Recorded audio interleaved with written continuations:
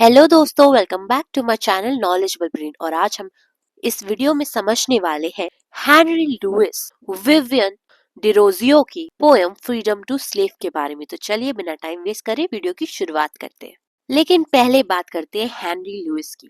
दोस्तों, Henry Louis Vivian Derozio की जन्म हुआ था 18 अप्रैल 1809 कैलकाटा में। वो एक important Indian poet, teacher, social reformer रहे हैं अर्ली 19th सेंचुरी के, और one of the first nationalist poets रहे हैं इंडिया के। दोस्तों, हेनरी लुइस पोर्चुगीज और इंडियन थे, यानी कि वो एंग्लो इंडियन उनका आइडेंटिटी थी। काफी कम एज में ही उन्होंने अपना टैलेंट दिखाना शुरू कर दिया था पोएट्री में और क्रिटिकल थिंकिंग में। एज अ टीचर 17 साल की उम्र में ही वो टीचर बन गए थे एट हिंदू कॉलेज कैलकाटा, और उन्होंने काफी बच्चों को इंस्पायर किया था अपनी फ्रीली क्वेश्चन, ट्रेडिशन और फाइट अगेंस्ट सोशल इवल्स जैसी आइडियोलॉजीज से।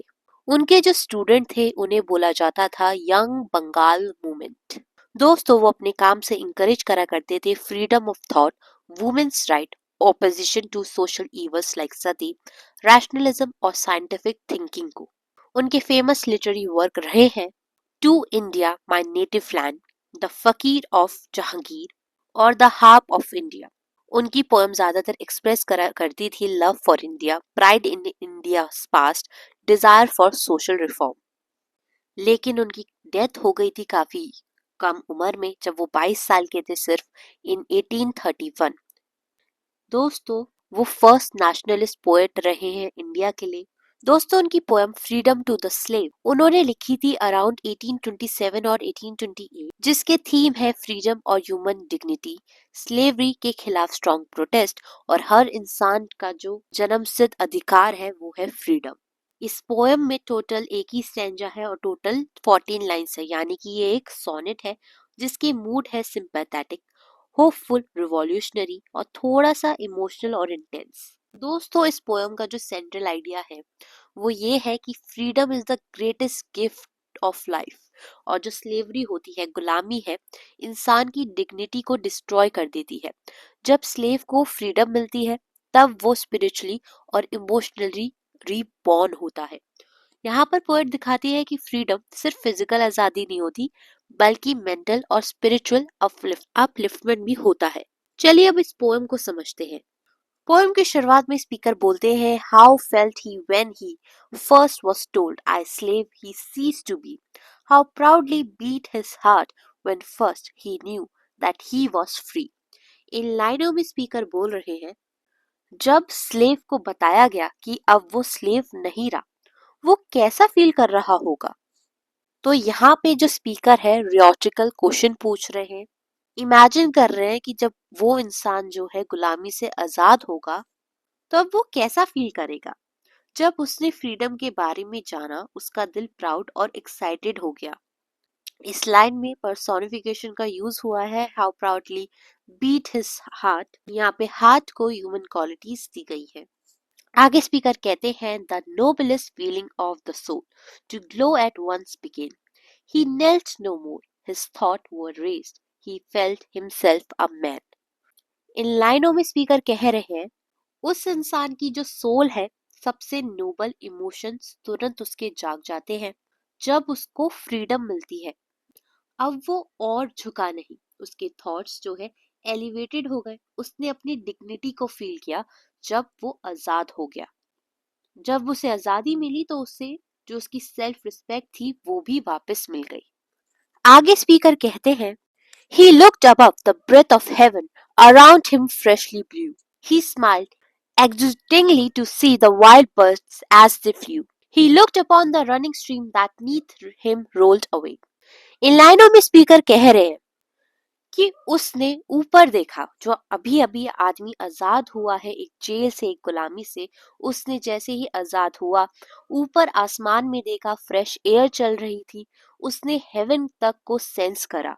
यहाँ पे पर्सोनिफिकेशन और इमेजरी का यूज किया गया है, एयर ब्लोइंग फ्रेशली जो है सेंस ऑफ रिन्यूअल को दिखा रही है।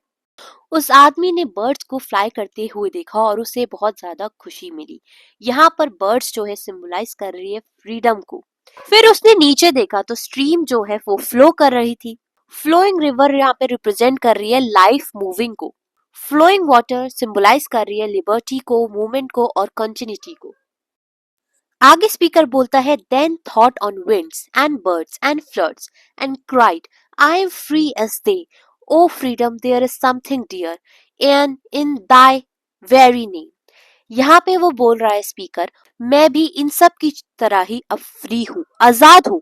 फ्रीडम का नाम ही प्यार है, उसमें ही सेक्रेटनेस है। आगे स्पीकर बोलता है, that lights the altar of the soul with everlasting flame. Success attend the patriot sword that is unsheathed for thee. यहाँ पर स्पीकर बोल रहा है कि फ्रीडम इंसान की सोल के अंदर एक इटर्नल फ्लेम जला देती है। जो लोग फ्रीडम के लिए लड़ते हैं उन्हीं को सक्सेस मिलती है। यहाँ पर सॉर्ड को फाइट फॉर फ्रीडम के लिए सिंबलाइज किया गया है। आगे स्पीकर बोलता है, and glory to the breeze that bleeds, bleeds nobly to be free, blessed be the generous hand that breaks, the chain a tyrant give. यहाँ पे स्पीकर कह रहा है, जिसकी चेस्ट सेक्रीफाइस कर रही है फ्रीडम के लिए, उसे तो ग्लोरी मिलेगी ही मिलेगी। यहाँ पर bleeds bleeds nobly alliteration literary device सिखा रही है और ब्लीडिंग जो है सिंबलाइज कर रही है सेक्रीफाइस को। स्पीकर ये भी कह रहे हैं, वो लोग ब्लेस्ड हैं जो टायरेंट के चेन्स तोड़ते हैं, जो ऑपरेशन को तोड़ देते हैं। यहाँ पे मेटाफोर का यूज किया गया है। चेन्स जो है ऑपरेशन दिखा रही है और हैंड को पर्सोनिफिकेशन दी गई है जेनरस के लिए। आगे स्पीकर कहते हैं, and feeling for degraded man gives freedom to the slave. इस लाइन में स्पीकर कह रहे हैं, जो डिग्रेडेड ह्यूमन के लिए एम्पैथी दिखाते हैं और उनको फ्रीडम देते हैं, उनको रिस्पेक्ट मिले। यहाँ पर एक मॉरल टोन दी गई है, एक लेसन ऑन एम्पैथी और जस्टिस। दोस्तों, ओवरऑल ये पोयम एक स्लेव के फ्रीडम की खुशी और उसके इमोशनल अपलिफ्टमेंट को डिस्क्राइब करती है। जब स्लेव फ्री होता है, उसका दिल प्राउड और जॉयफुल होता है। वो अपनी डिग्निटी और ह्यूमैनिटी को फील करता है और नेचर की एलिमेंट्स जैसे बर्ड्स, विंड, स्ट्रीम जैसे अपने आप को भी फ्री महसूस करता है। पोएट फ्रीडम फाइटर्स और लिबर्टर्स को सैल्यूट करती है और दिखाती है कि सेक्रीफाइस और एम्पैथी से ही फ्रीडम मिलती है। पोएम का मेन थीम है freedom restores human dignity, uplift the soul और इंस्पायर करता है कि इंसान को नोबल रहना चाहिए और हमेशा सही रास्ते पर चलना चाहिए।